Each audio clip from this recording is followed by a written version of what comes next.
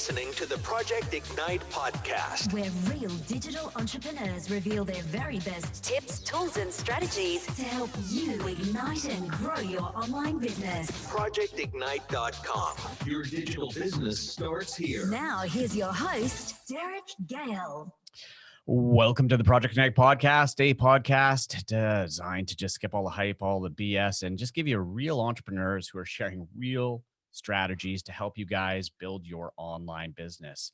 I'm Derek Gale, your host, as always. And today, we're going to be talking to somebody who I've known for quite a few years now. Not that I've seen for the last year. Four? Yeah. For a few years now. And I've watched him do some really, really incredible stuff. And he runs an amazing agency, actually, called GrowReb with his partner, Matt Farmer.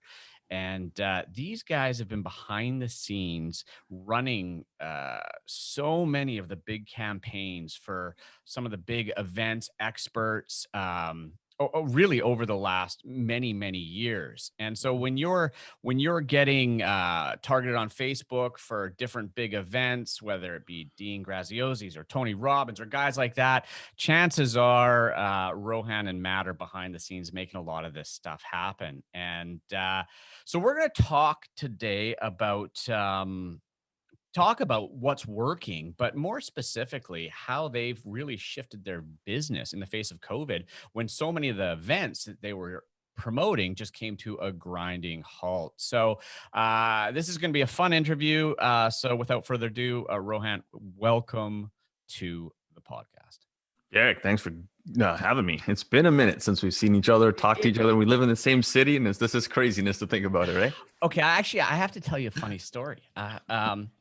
So, Clubhouse. Mm-hmm.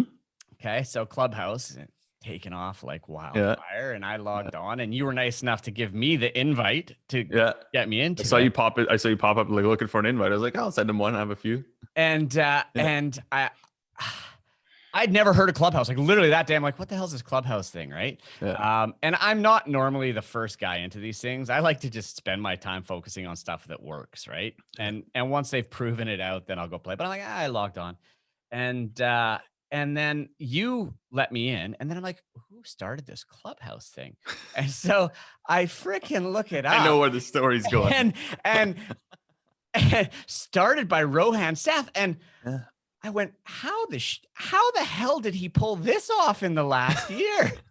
And then I'm like, no, we're missing a letter in the last name. In the last name. Yeah. It's so funny that you say that, because the amount of people that have gotten on Clubhouse in the last couple of months that have texted me, even I wasn't even on it, and people were texting me, and I'm like, what are you texting me saying congratulations on all the success? And then I'm like, I need to figure this out. So I do some researching, and I'm like, I see this app, and his name's Rohan Sheth, and I'm like, this guy's so close, but it's missing an H out of his name. Yeah. So well done. Well done. I'll take the accolades for it, but no, it's not me. Well, and honestly, I can't say I realized it was a spelling thing, because I started looking. I'm like, no, you weren't an engineer at Google. I knew that much, right? So then I saw a picture. I'm like, okay, different guy. But I was blown away for a brief moment there. All right. So look, before we get into this, why don't I always like to, when I have new guests on, just to kind of give me a background, right? And I've kind of watched you over the last, 4 or 5 years now. And I mean, the one thing that's always impressed me about you is you're a young guy. Well, you're not as young anymore. Are you over 30 yet? 31, finally. You're 31? Okay, yeah. See, finally, yeah. When you met me, I was still in my late 20s, so yeah. Yeah. Well, you have a kid now. You've crossed over. But I've always been impressed that despite age, you have always gotten out there. You're everywhere. You're an amazing networker. You've built an incredible business, and you work with some really, really big names. Yeah. And so just give us your story, your background. How did you get into this whole thing? Yeah, without getting too far into the background of like prior to marketing, but I was in direct sales. So I was in door-to-door sales all over Vancouver for 2.5 years, built a pretty big organization there, then transitioned from that into selling education packages in home. I was selling what was high ticket back in the day. You know, today everybody online is like high ticket, high ticket. I was selling like $6,500 minimum packages to $13,000 packages to clients. And that was early 20s. And I got to a point where I realized that one-to-one selling, I got extremely good and bored very fast. Mm-hmm. I was doing like multi six figures for a 21-year-old, like in home selling. And I was like, I need to start what's the next level? And that's when I came across, you know, Jay Abraham, Dan Kennedy books, and kind of started reading copywriting and understanding one to many. And that's kind of how I transitioned into this space. But when I transitioned into marketing, I transitioned into the affiliate world. So it was like, you know, zero sum game, because it was me and my computer and buying ads and hoping affiliate offers convert. Like that's kind of what it was. And part of my like passion and background was a lot of like just working with people and networking, like you said. And I missed that. Like, so it was like, I got bored of it on sales, but then I realized I enjoyed the part of the physical aspect of working with people, transitioned that into the agency. Fast forward, Matt and I partnered the company together because I'd started it by myself. I was already working with some pretty decent brands at the time, brought Matt on, and his skill set is a whole different world that we all know about. So we've kind of partnered using both of our skill sets. And then today, we've got GrowRev, and we've been scaling that for coming up. Him and I have been coming up, 6+ years now, running it together. So two things I just want to highlight there. Direct door-to-door selling. I can't tell you how many guys that are now teaching, you know, sort of the gurus, if you want to call them that, in the industry, all started in some kind of weird, bizarre door-to-door selling. Yeah. And I did. I sold frickin' in-home cleaning systems, aka vacuum cleaners. Oh yeah. And I mean, this is in the late 90s, selling $2,000 vacuum cleaners door to door. And I mean, you know, I would encourage anybody to if you're so inclined, to try that, because it teaches you more about people and human nature. And there's obviously something there, because I've met a few people like us that was their path, right? And you understand people at a whole new level. Even like you nailed it. Even if it's like 6 months, commit to like, you know, spring, summer when the weather's good or decent, depending on where you're living. Yeah. Because I remember not door knocking and piss and rain in Vancouver. Yeah. Like even 6 months, commit to it, and it will teach you a whole different world. I remember my brother was in high school and I was working for the education company, and during the summer I had him do door to door for the company for a brief moment. And it wasn't for the fact of like, you know, making money or whatever. It was just for the fact of getting to understand the one is the fear of rejection. And, you know, that's a whole different like conversation that kind of come out of that, because you don't know who you're door knocking on. You don't know what you talk to. And number two, it just teaches you psychology and human behavior extremely quickly. Yeah. Because at the end of the day, you have 3 to 10 seconds to get someone to listen to you. And then from there, you got to move into your pitch. And it's like, if you don't get really good at that, like, and that's, if you think about it, whether it's, you know, dating or business or anything, you're at a bar, Totally. It's the same exact outcome. So door to door is one thing that I will definitely make my kids do. It doesn't matter how old they are. I know you've got some pretty fun stories about your son that I'll never forget. Hey, laugh. I got to stop him from going to the neighbor's house to try and sell them stuff. But it's like that. But it's like stuff like that where it's like, you know, they may never end up in entrepreneurship, but at the end of the day, just that human skill set is, you know, bar none. Yeah, absolutely. And you know, that's why a lot of people don't realize that a lot of the best call centers for sales are in Utah. And the reason why is because they hire Mormons. Yeah. And the reason why so many Mormons are such phenomenal salespeople is because when they're, I don't know, I think it's 18, as part of the religion, they are sent, they're taken, them and like, I think maybe one other person are sent to some foreign city where they have to go door to door, stand on street corners and sell something that's very hard to sell. And that is religion. And so, I mean, rejection doesn't phase them one little bit. Right. And and you learn so much by actually doing that. Now, the other thing I actually wanted to highlight here is, you know, you're talking about Matt, who's your partner, and I've met Matt. Matt is an awesome guy. You and Matt are two very different people, 100%. Like just polar opposites. Yeah. But it seems to work really, really well. And so, one of the questions that I get a lot from students and stuff like that is, I'm starting a business. I want to partner with somebody, or I need a partner, and my experience has been, and witnessing it, and even with my own, is partnerships are difficult. And in fact, most business partnerships don't actually work out. Mm-hmm. And so why do you think you guys have gelled so well and worked so well together? To be completely honest with you, it's not been, daisies and butterflies the whole way through. We've definitely had our own. we've definitely had our own, our own issues to deal with. But the one thing is, we both just let each other work in our genius zones. Yeah.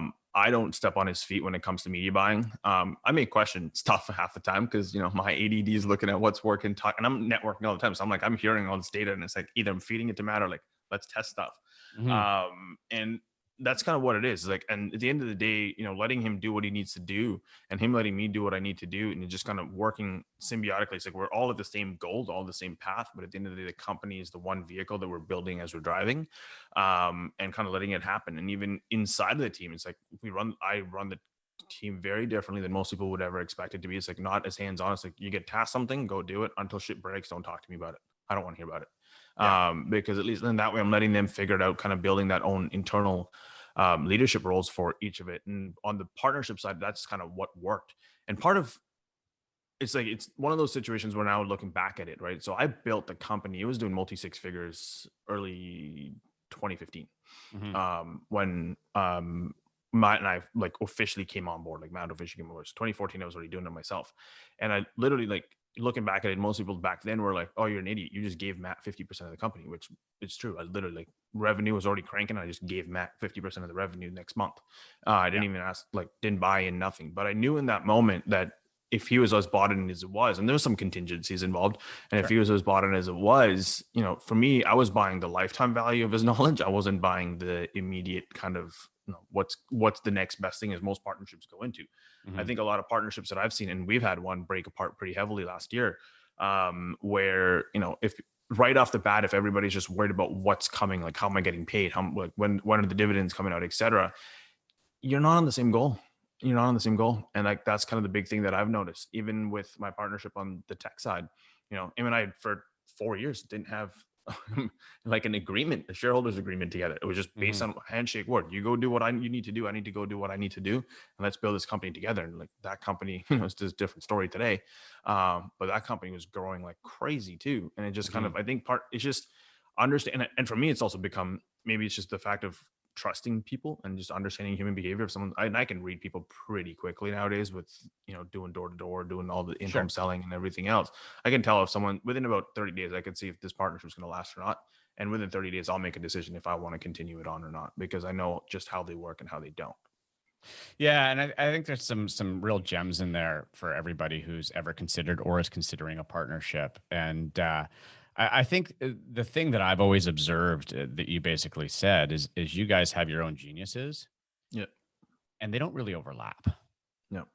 And I think that's so important, right? Like, if you go into a business and you both have the exact same skill sets, then it just becomes who's working harder, or I'm working harder than you, or whatever.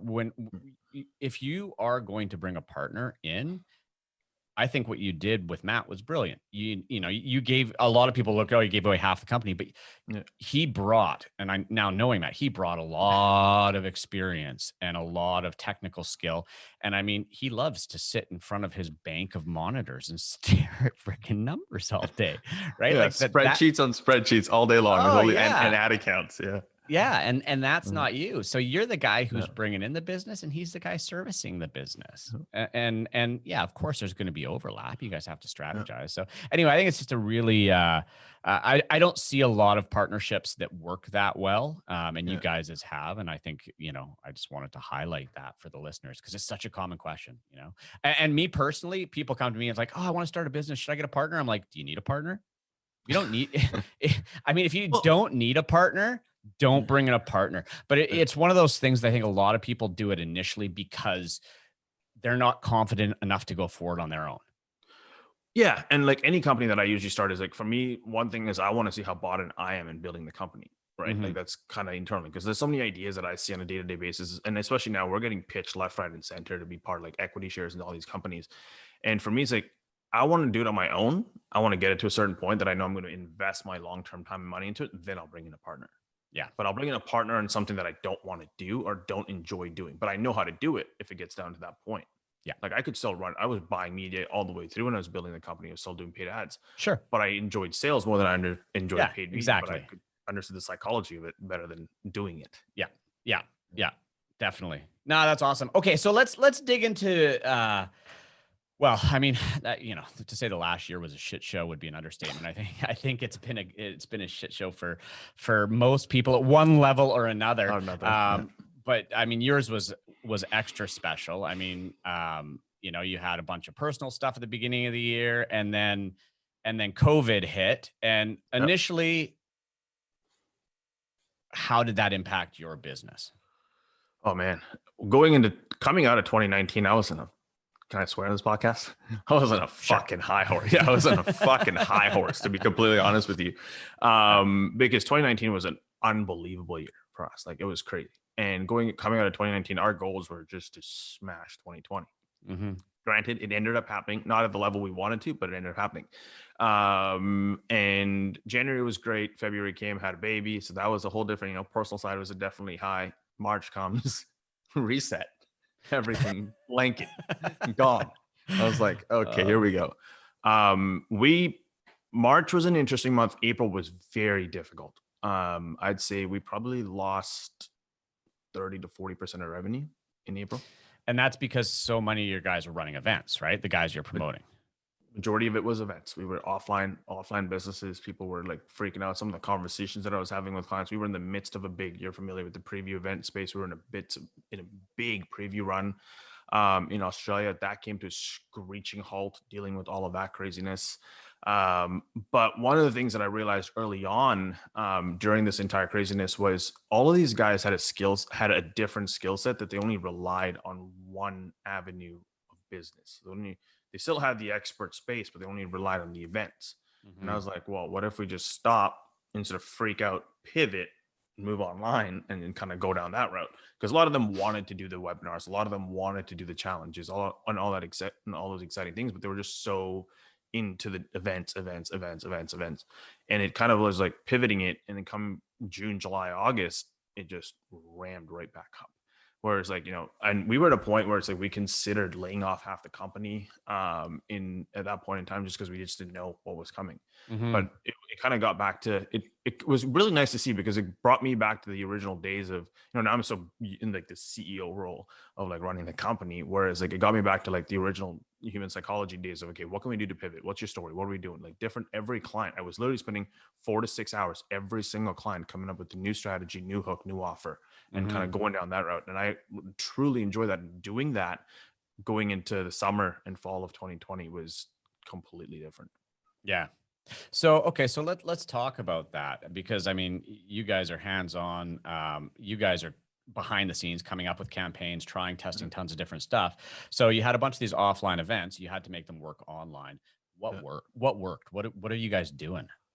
So for the event guys, I wanted to because they still enjoy the event. They didn't kind of want to go down the evergreen route. We ended up figuring out with one of our big clients out of Australia, like they did a little bit of the heavy lifting on the front end. We did a heavy lifting on the back end and took that exact model and went online. And we figured out the preview model online. There was a full structure to it. And now we're rolling it out. We're potentially even going to roll it out from a coaching program on how to do it, because a lot of people are doing virtual summits, but not cashing out as well as they need to be. Did a beta test run in June, July, where we spent $600,000 in ads across Facebook and YouTube, and the entire campaign netted out $5.1 million. Wow. That's incredible. So, okay. So when you say, just for the listeners, when you say you moved the preview model online, what just define we talk about it like it's, an everyday thing. Most people are like, what are they talking about? What the hell is the preview model? So the preview model is, you would have probably seen ads. You would probably got some sort of direct mail sent to you. And it's where it's like, come sit down for 90-minute to 2-hour seminar. We're going to teach you something at the seminar. They're going to more than likely sell you a 3-day event or an online course. And then from there, kind of there's an ascension ladder. And all of this was happening in person, and it works. And I still love the in person. Don't get me wrong. Like that physical sales, like there's something about it that will never. I think once COVID goes away, we're back to that at some point, maybe in a hybrid of some way of doing it. And then from there, the Ascension Ladder. So it's like pretty much a free preview event or a free in-person, quote unquote. Well, we're so used to the cliche term webinar, and then going through the entire Ascension Ladder. I know you do it a little bit differently when you were out in Asia, when you're traveling out that way, and selling to a course and then eventually to a mastermind. And that exact model, we flipped it on its head, took it online, and did it through Zoom. In a specific way, not instead of being 90 minutes, it was more towards like the 4 to 5 hour length. Some are doing a little bit longer because just the content that they want to deliver, and then pitching to the back end, whether it's directly to an info product or to a mastermind. So this is interesting. So effectively, the only thing that's changing is it's not happening in person. Instead of going to a live event, they're going to a webinar, right? And you're hosting those on Zoom, and then there's the upsell, and then there's an upsell, and they're into the funnel. So one of the things that you said there, though, is the preview event. When they come to a live event, it'd be 90 minutes, right? But when it's a webinar, it's 4 to 5 hours. Yeah, it's still an event. So we're still doing virtual events through Zoom. So it's like it's not a webinar to say, but yeah, it's 4 to 5 hours. We're testing. We're trying to go testing it, go back and back and back. And the reason being, we're doing a little bit longer is because obviously we've chatted with our clients as to why this is different. And I think it's just the fact that there's so much attention right now online that if you're not over delivering in value, that's where you're going to lose out. So it's like what should have been 90 minutes in person has to be at least 4 hours online, is because you've got to give more value to get that. So, and the reason I'm drilling down on this is because I did live events, and obviously that just got the rug pulled out from under it. And I was like, okay, well, I'm going to switch to a virtual event. And I'm like, I was like, yeah, I'm going to do a virtual event. It's going to be 4 hours. Yeah. And all my promoters and people I was JVing with were like, no. They probably all had a heart attack. They're like, no, nobody's going to stay online for 4 hours. And I was like, I think they will. And I think in order to look, if I'm going to sell a $47 course, fine, do it in 90 minutes, even a couple $100. But if you want to sell something at a high ticket, you gotta have that time to build value, build rapport, do all that stuff, and also get more commitment. And that's, I think, one of the things I don't think a lot of people realize. And it's the whole VSL concept, right? The longer somebody watches, the more committed they are to taking an action. And so I'm kind of chuckling when you said that 4 to 5 hours, because I'm like, see, I said this last year. Yeah, and it worked for me too, right? Like, I had a same thing, a webinar. My highest conversion, on a webinar, selling a $2,000 product, I only had like 120 people on the webinar, and I converted just over 50%. That's insane. And it was, and don't get me wrong, it wasn't a cold list, right? Like it was a really kick-ass database. But and still stuff like that. But people have been probably emailed that database for you to still convert at 50%. Absolutely. But I didn't just get on and do a pitch, right? Like it was real value. So, so everybody listening, I'm just highlighting this because that's a nugget, because so many people get it in their mind of, oh, people don't have attention span. They have freaking attention span as long as it's relevant and interesting. Yeah. And that's so key. So, okay. So you guys switched to this, to that new model. Obviously, it's working now. Just because I'm curious, when you move to this, so you do a preview 4 to 5 hours. When it's a live event, you're like, hey, come to the back of the room, sign up. You have salespeople there. What are you doing differently in your webinars to get people to, what's the call to action? How are you converting from watching a webinar? So there's two plays, right? There's two plays. One of our clients is going Zoom, has breakout rooms, which you can send people into breakout rooms. So they have an event sales team, and they push people into a breakout room. So if they're interested, raise their hand and they push them into a breakout room with an event salesperson. Sometimes it's 3 to 4 people in a breakout room, depending on how big the event is on there. And then majority of them are just go book an application, and then there's sales guys ready on the other end, like immediately. So it's like they're booking an application, the calendar's open, calls are being booked immediately. Gotcha. Okay. 4 hours. So, and again, guys, we're getting into some lingo here that may be new to you. So what Rohan's talking about there is what's called an application close, right? And I think, for those of you that are doing a higher priced thing, a lot of people aren't just going to go and enter a credit card for $2,000 or $3,000 or $5,000 or $10,000. They want to talk to somebody, right? So an application close is, hey, go fill out an application to see if this is right for you. And then somebody gets on the phone and talks to them. So application close. Okay. So you take them to application close and ta-da, that's basically and that's it. That's and then where there's we're at, yeah. Then after that, they do and then there's a 3-day. So there's 2 ways that we've done this. So one of them is doing it through group closing. The group close, they kind of give them the option. It's very well pitched. And you actually met one, Kiala, remember, did the event in Vancouver. So he does that, and he goes to a 3-day event and then group close to a $10,000 package. That's kind of what he does. But his previous 3 days. That's almost. And is that free or that it's a paid preview? Free. Wow. Oh, that's a lot of work. Yeah.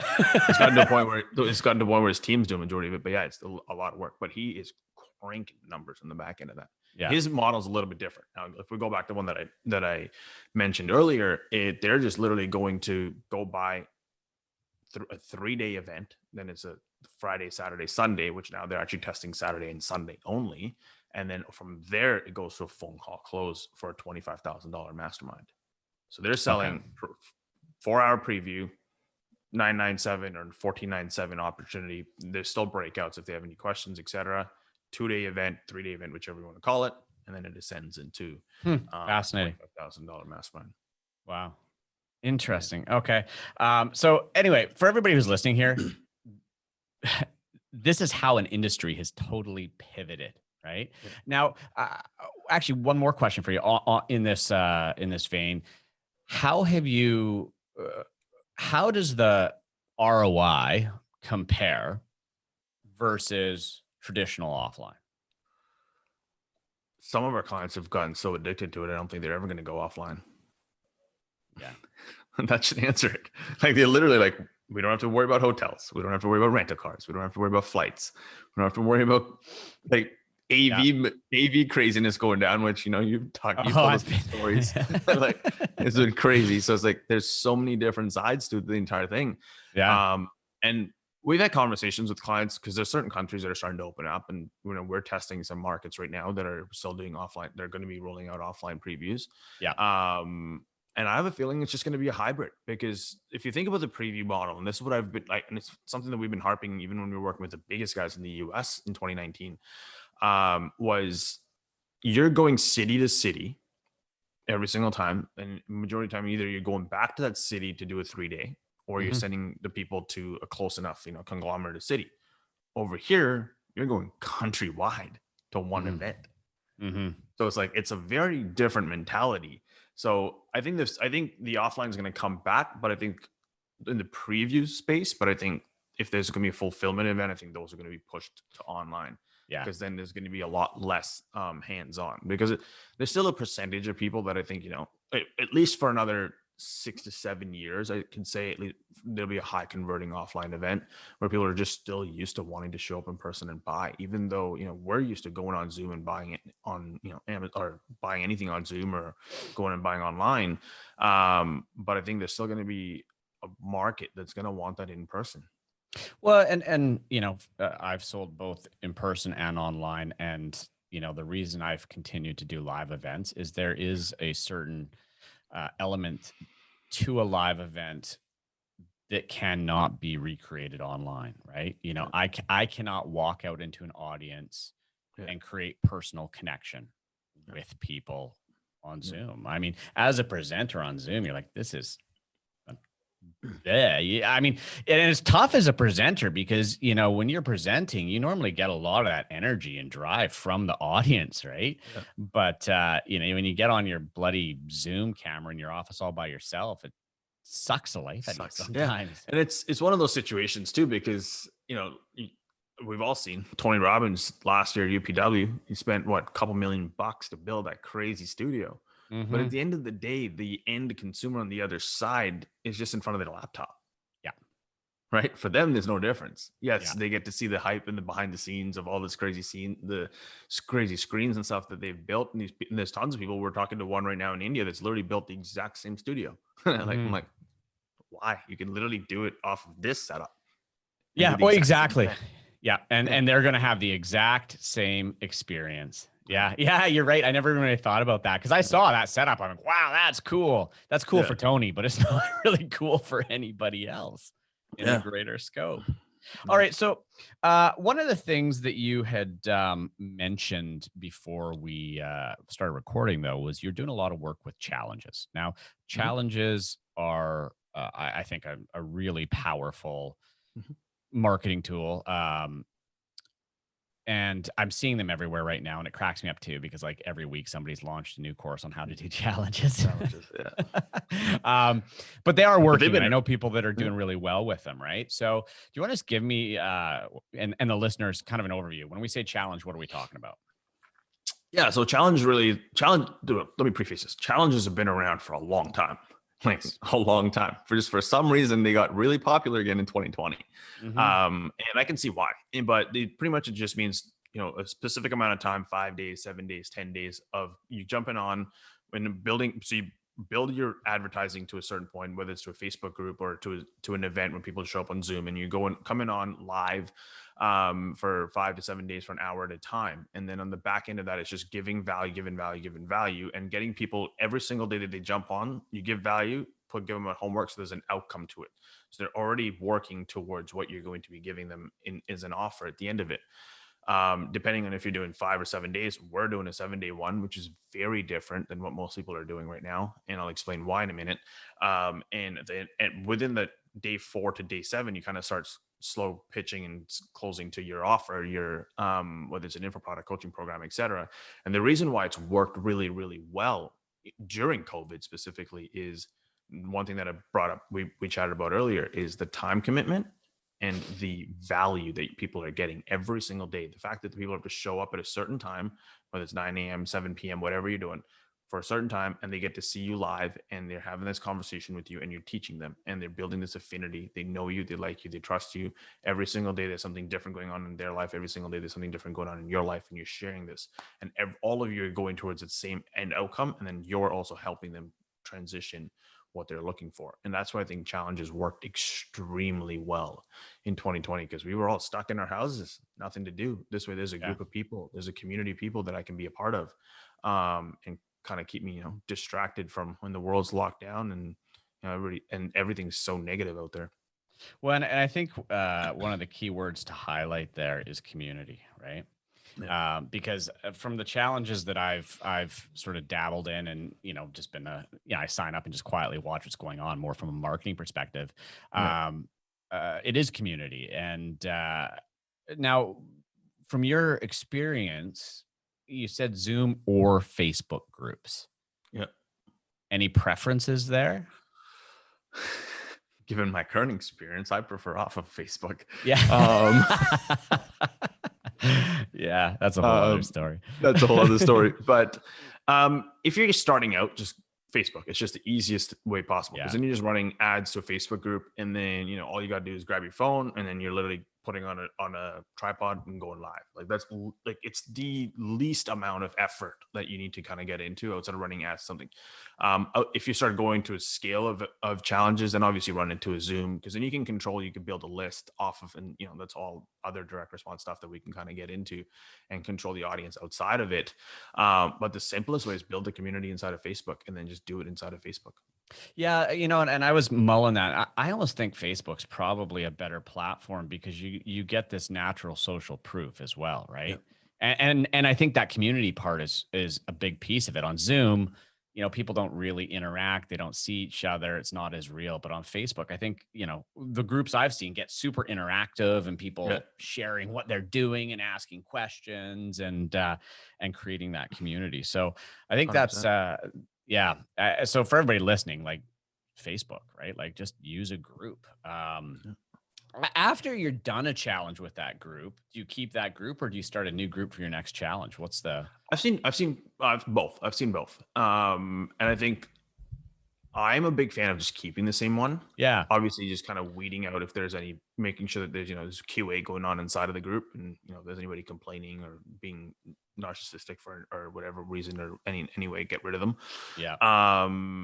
But just keep the same group, because any new challenges that you do after that, there's social proof. Yeah. There's massive amount of social proof, and the community is just building. And what I've also seen happen is, for let's say if someone didn't convert the first or second time, and now there's more stories and there's more successes, it just becomes an automatic sales machine for every single time you add into those groups. Mhm. For me, I try to do things with the least amount of headache as possible. And every single time I have to think about creating a new group and running a new group, that just seems like more headache for me and my team. And I don't want that. So that's kind of what we do. The way we run our challenge at GrowRev, we don't even have the community inside there. We just run our community inside of Kajabi. Right. Right. And so that's just trained, but that's going to be more push because they're not interacting on Kajabi, are they?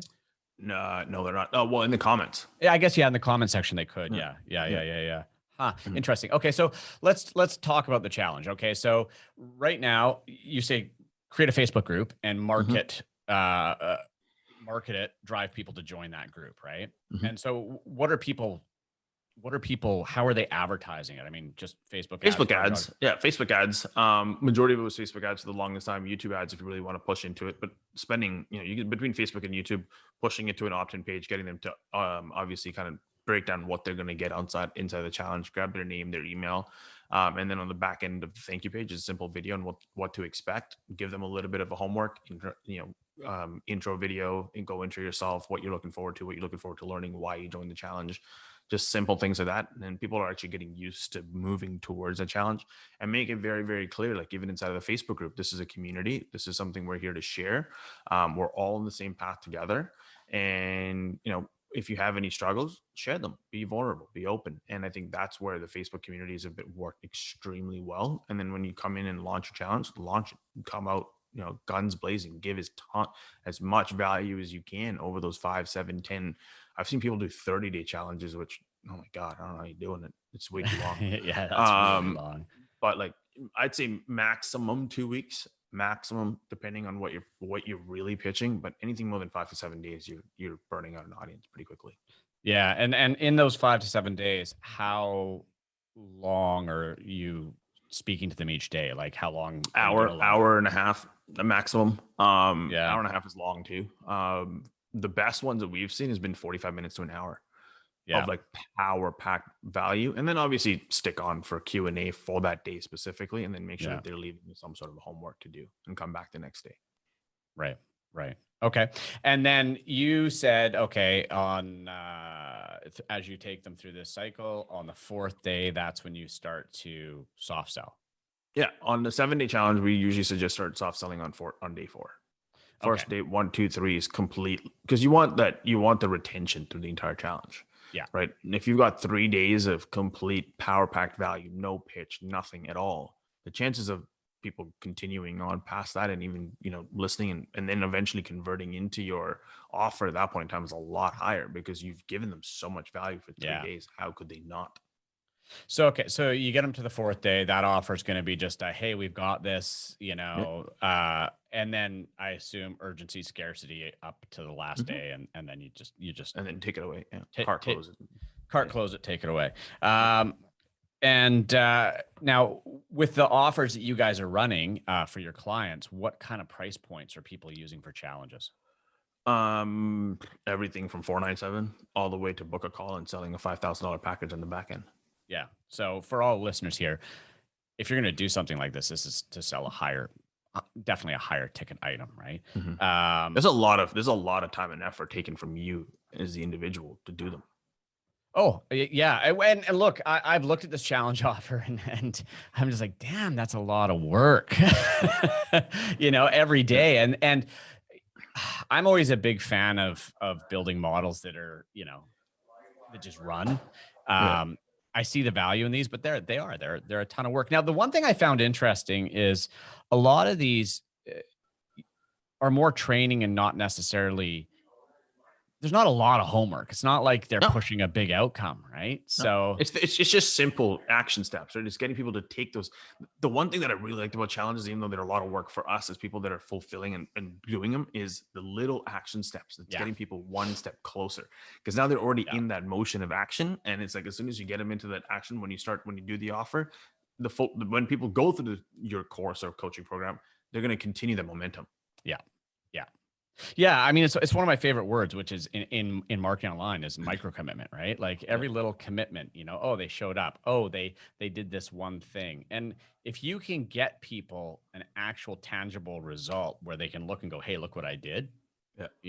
It's far easier to sell them stuff like that. So awesome.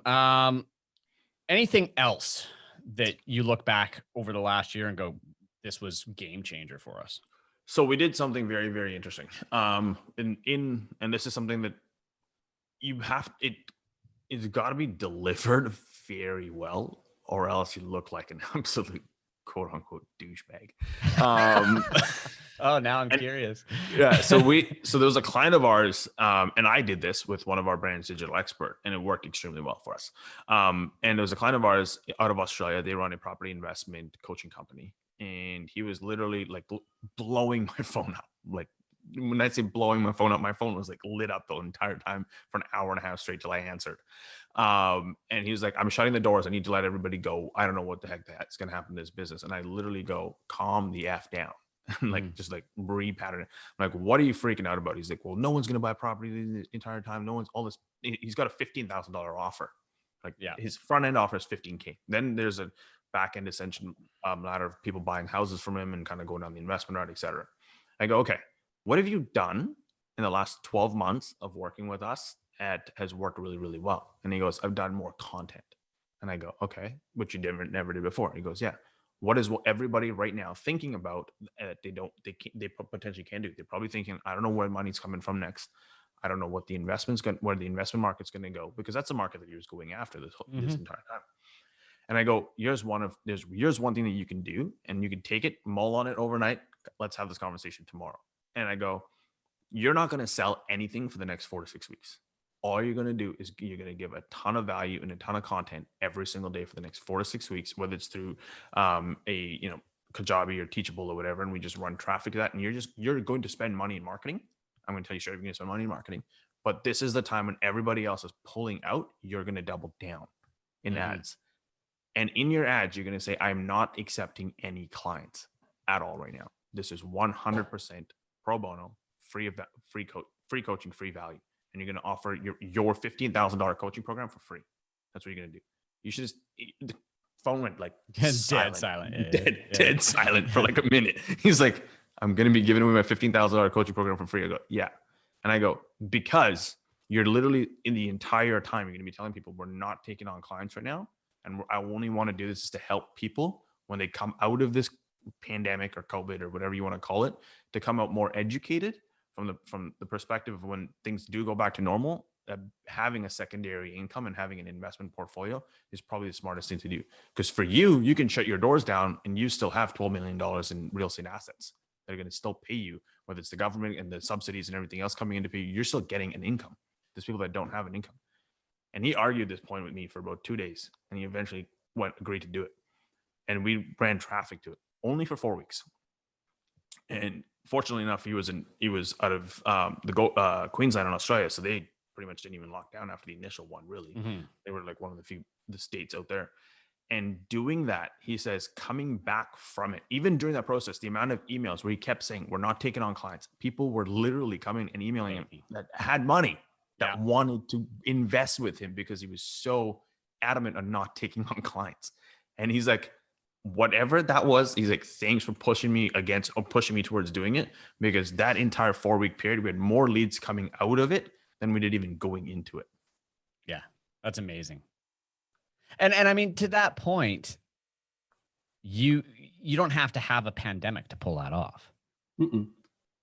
You know, and that's the shift in mindset for a lot of people, right? Like, take some time, build massive amounts of value, and then convert those leads. But everybody wants to just go straight for the jugular, right? So, oh, that's fascinating. Really good. Really good. It was unique because we did it at a Digital Expert. We did it. We put together a bunch of offers and gave it all away for free and built a huge list in a very short amount of time. And it paid dividends for us in that perspective. But like, you know, for someone to do it in a $15,000 offer, there's no reason to why you couldn't do it in a $1,500 offer or a, you know, $150 offer. Yeah, you absolutely could, for sure. Yeah. Right. And I mean, when you're pushing content out there, you're creating content that's typically going to be evergreen stuff that you can use in the future. We're using we're using ads that he recorded last year in April. Yeah. Fantastic. All right. Well, before we wrap things up, where can people find more out about you, connect with you, hire you? Right now, I'm trying to stay off of social because I am way too damn busy on kind of, you know, having more and more things to do. I'm actually doubling down on YouTube this year. So YouTube is somewhere you're going to see a lot of content that I'm putting a lot of content out on. There's a series that's going to be called Locally Owned, where I went and interviewed, kind of, you know, sharing behind the scenes. I went and interviewed business owners all over Vancouver that pivoted pretty heavily during COVID. That's a whole series on YouTube that you'll see coming out as well. And then, you know, if you want to come work with us, hire us, just Rohan at growrev.com. If you currently, this is, what are we, February of 2021 recording this, and go to my website. It's probably down because we're in the midst of relaunching the whole thing, but just Rohan at growrev.com is going to be the easiest. And that's kind of, even spending time on Clubhouse. I've been spending time 3 to 4 hours a day on Clubhouse recently. It's the one social media platform that I'm willing to. You got off Facebook and now you've just been sucked right back in somewhere else. Sucked right back into somewhere else. But it's different because it's a podcast format, and that's what I love about it, because everybody comes with different questions, and you know, it's helped because sharing value and kind of what's been working just exactly here. So if either one of those platforms or the quickest is just, you know, let's jump on a call and see how we can serve. Fantastic. Well, Rohan, thanks so much for being here today, and just you just shared, which is like no filter. That's so valuable, and hopefully we can do this again in the future. Absolutely. Now, well, I'm looking forward to having you on my podcast soon. I'll be there. All right, everybody. Again, that was Rohan Sheth, and there was a ton of valuable tips in there. But as I always say, none of it's going to work for you unless you actually use it. So get off your ass, write down exactly what you're going to do, when you're going to have it done by, and take action. But the first action you need to take is, if you enjoyed this podcast, you learned something, get over to wherever you listen to it. I don't care where it is, wherever you're listening to this podcast, leave us a rating, leave us a review. I'd prefer 5 stars. Anything lower than that, don't bother. No, I take 4. 4 is okay too. Leave us a comment, and that's a wrap. We will see you in the next episode. Thanks for listening to another info-packed episode of the Project Ignite podcast with Derek Gale. Any links mentioned, along with an entire transcript of this episode, can be found at projectignite.com/podcast. And to make sure you never miss another episode, go to iTunes or SoundCloud now and subscribe.